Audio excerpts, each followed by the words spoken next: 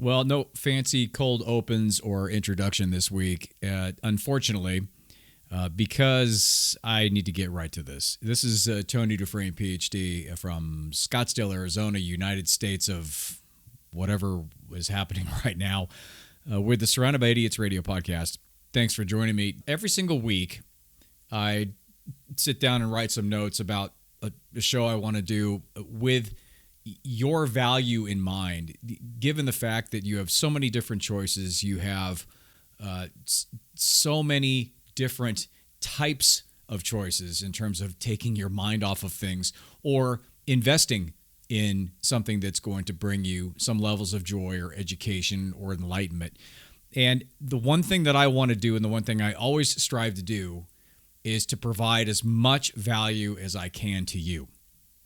Because I feel as though it's an honor just for us to have the connection that we have and to move forward in our life together as sort of tribe members and trying to figure all of this stuff out to the betterment of not only ourselves, but to also the people that we touch directly and indirectly with our energy. But I can't not talk about what's happening. And I know that you can listen to everybody talking about what's happening. So that's why what I would like to do is share one thing briefly and then to go in why I think things are happening from almost a meta level at this point to possibly give us a deeper level of understanding and hope in regards to the reasons why this is the case and the reasons why it had to get so horrible before the transformation. I get it now on a deeper level in regards to the Black Lives Matter, in regards to the kneeling for the national anthem. I have said back in the day that I understand and I sympathize with what's going on. I was brought up in a middle-class neighborhood 5 miles from the beach in Southern California. We weren't brought up overtly racist. We had an higher Asian population. We didn't have that many black people around, but we had the Mexican issue, and that was always our racist situation that we dealt with. The illegal aliens, the stealing our jobs, the higher crime, the not learning English. That was what I was brought up with in a house that looked at those people as relatively unwelcome people. We didn't go out to homeless shelters. As a child, I was never exposed to their struggles. So in growing up, it was always a matter of not understanding somebody and seeing them as second-class citizens in order to validate my own ego position in the whole scheme of things at the time in growing up. I can see that for what it is. That programming that happens, that subversive racism that happens, leads us to believe as we get older that we're not. And it's only until something happens, and this goes back into just the basic psychology of leverage. When something gets so bad that there is a fundamental shift in your paradigm, there's a fundamental shift in your reframing of your reality because you can't avoid it any longer, then all of a sudden it's like, whoa. I mean, little Timmy didn't hear the bell on the Polar Express until he believed. I finally got the reasons why it was an issue. And it took watching some horrific footage and then footage in terms of response to that footage that continually reinforces these systematic issues that we have. Now, when I say systematic issues, I don't mean everybody's complicit in this. I have a really good friend of mine who is actually in the police force. And the first thing I did was I called him up and I asked him what he thought about the systemic issues, what he thought about police brutality, what he thought about everything that's happening, what he thought about what happened to George Floyd. And his response was humanitarian. That was a terrible thing and it should have never have happened. So being a 55-year-old white guy, I'm going to say that the curtain has been lifted to the point where I see what I haven't seen before. I understand more about this. I see more of these systemic issues that we need to deal with. And the good news is, I think a lot of us, it being in a position similar to mine, has been able to see that. You know what's interesting is that even with all the division going on right now, every single state in the United States, along with 18 other countries, held protests.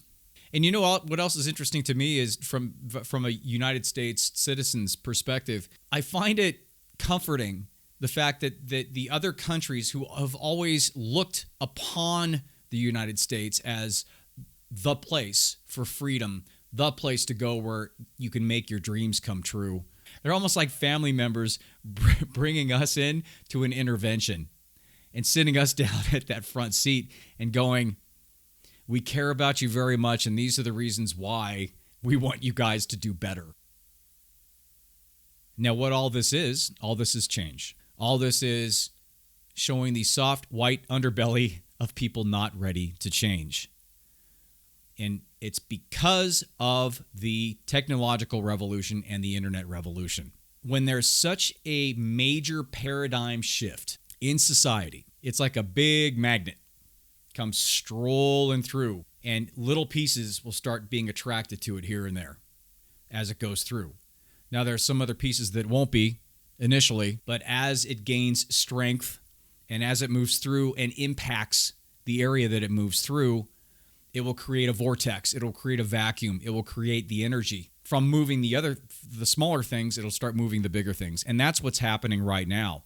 It shows that we're going into a global society. It's ushering us into globalization. And as much as this nationalistic, narrow-minded, territorial, fear-based thinking has kept us with these intangible borders around our own self-interests, divided up by countries, it's come to the point finally where we can't deny the fact that we are all connected, literally now, by the internet. Does this mean that a lot of things are going to change? Yes, it does. Does this mean that a lot of binary thinking or lower energy people or people that haven't expanded their minds intellectually are going to understand this? No, they don't understand. And even intellectual people that understand, that realize what's going on, still want to be in denial and act in denial, mostly because it benefits them from a power or an ego perspective. And that's what you're seeing right now. And since things are being exposed now, it's almost like the internet revolution, the technological revolution, is the black light that you bring into the hotel room. And it's cool because you can see things that you don't see, but you can also see things that you don't want to see, or they've at least existed for some time and they have never been cleaned up or addressed appropriately, and they're there. And now you can't unsee that. And that's what's happening right now. So what happens to the people that when they bring the black light in and they see these things and it doesn't suit their particular purpose, or it doesn't add or support their own narrative in terms of how they live their life and the values that they use to live their lives, if it doesn't support those values, if it doesn't support that position, if it doesn't support that opinion that they have about other people or about their particular culture, then they will deny it. They will confirmation bias like crazy and do everything they can to redirect the narrative onto something else, because they, for the life of them, cannot accept the fact that it is there, they're complicit. The exposure of that is the change process. The current Trumpy cult stuff that's happening is not the Republican Party. And I'm saying that as a Republican for 30 some odd years. And I literally ran down to the post office and signed up on my 18th birthday. I believed in the fundamentals of smaller government, but also helping the people out that need help. I've always been a small business guy. So I've always looked at it like, why not help the small businesses and capitalism grow from that particular perspective versus bailing out corporations, or versus creating tax shelters and creating the 1% where everybody else is just trying to fight for the scraps. And that's exactly what's happening. And that's not the platform that I signed up for. Well, now they're using fear and divisiveness, racism, marginalization, all to create division. General Mattis just came out yesterday, who is one of the most respected armed services members that our country has ever had, and said just that.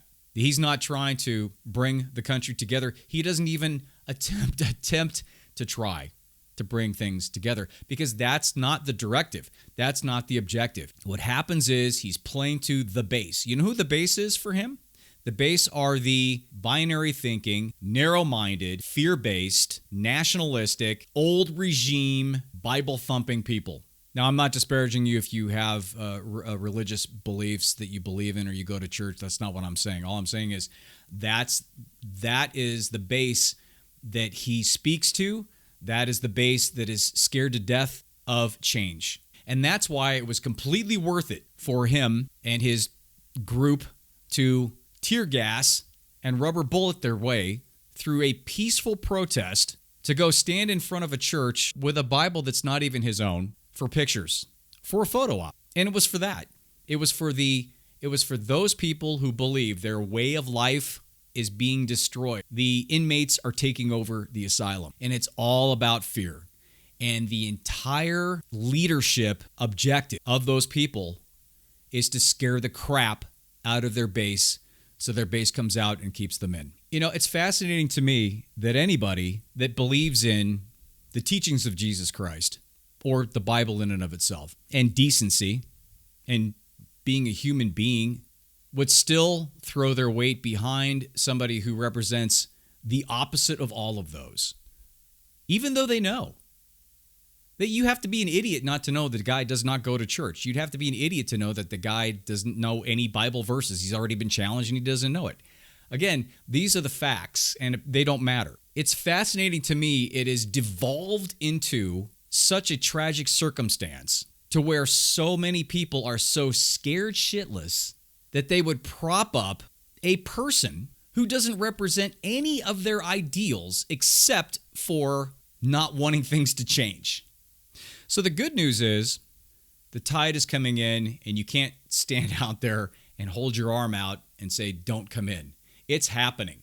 The change is happening. During any significant evolutionary shift in human existence, it's happened. There's no way around it. Can't put it back in the box. Now, the problem is that through any initial thing, it is wonky and it is abused. And it's just a mess. It's an absolute tire fire because people don't know how to use it. Then people try to use it and make mistakes. And then other people who continuously just want to screw people over, they look at it as a tool for destruction and they use it as such. But what does give me hope in all of this is the fact that there were protests in every single state in 18 different countries. And I can't deny the fact that I myself get it a little more. I can't say I get it all the way because maybe I don't. I don't know. But I know I get it more than I did yesterday or the day before. And seeing so many other people start to get it and what it all means, because it goes way beyond just Black Lives Matter. That is the driving force for systemic change in all systems that we deal with. But I think the good news is we've gotten to the point where we've gone through all of these stages of awareness and higher levels of understanding for more people. I truly believe right now we're at the Gladwellian tipping point on this. So like any show, that always comes down to the last step, which is called action. Being aware of a clarity transition in your own psyche is one thing, and that's terrific.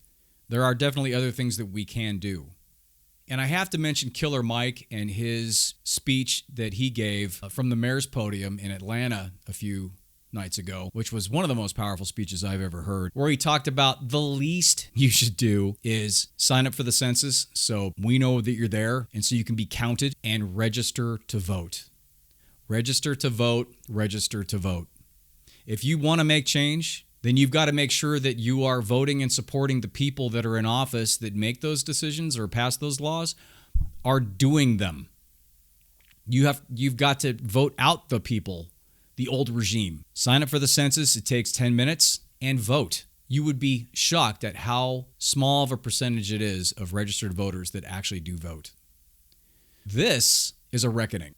And I am not one for hyperbole. I'm also not one that's a pessimistic thinker. Many people have gotten extremely irritated by how optimistic I am. My realism is coated and a thick layer of optimism. But I have to say, all that being the case, truthfully, I think this is a reckoning right now. And from an American standpoint, I can't think of any time in history since this country was founded that we are in a position now where we could lose it. It's so concerning that there's 18 other countries out there protesting because they don't want to lose Uncle Sam. They don't want to lose the dream as well. So I think it's so important that you register to vote and you vote. I hope things are good. I hope you're safe. Remember, there's still COVID-19 out there too. So wear your mask, be good to each other, register to vote, register for the census. I'll talk to you next week. I'm too tired to pretend I don't want to be alone. I'm calling all